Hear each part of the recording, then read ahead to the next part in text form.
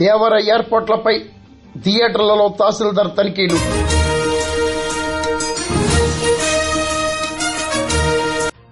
Junior NTR నటించిన దేవర చలనచిత్రం విడుదలను పురస్కరించుకుని కాకినాడ జిల్లా సామర్లకోటలో సినిమా థియేటర్ల వద్ద చేపట్టిన ఏర్పాట్లను స్థానిక రెవెన్యూ తహసీల్దార్ చంద్రశేఖర్ రెడ్డి ఆకస్మికంగా పరిశీలించారు.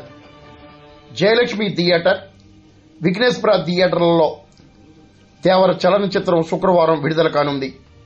టికెట్ ధరలు, శానిటేషన్, భద్రతా ఏర్పాట్లు తదితర అంశాలను తహసీల్దార్ చంద్రశేఖర్ రెడ్డి పరిశీలించారు.